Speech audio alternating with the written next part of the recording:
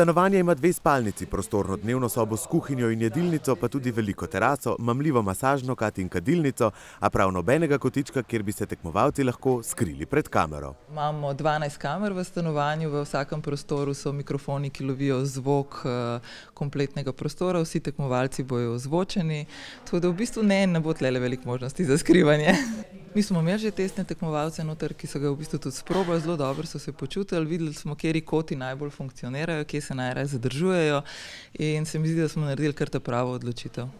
Kamera jih bo spremljala celo na stranišču, zahvaljujoč tehnologiji pa jim ne bo pomagalo niti, če bodo ugasnili luč.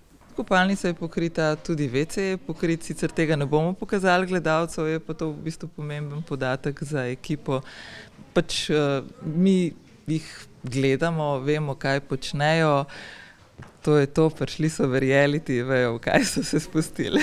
Tekmovalci šova bodo morali plačevati tudi vse stroške, od najemnine stanovanja in bara, položnic za elektriko, vse do vode in hrane. Kako jim bo to uspelo, pa je odvisno od njihovih sposobnosti vodenja bara. Konec koncev oni živijo v tem stanovanju in v tistem baru, to je zdaj njihovo 3 mesece pa pol. Jaz mislim, da ne bojo niti imeli grozno velike energije za to, ker bojo morali tisti bar v bistvu promovirati, delati v njemu, delati zaslužke, pa biti všeč gledalcem. Po naših izračunih bodo morali barovci na teden zaslužiti od 5 do 7 tisoč evrov, če želijo pokriti vse nastale stroške.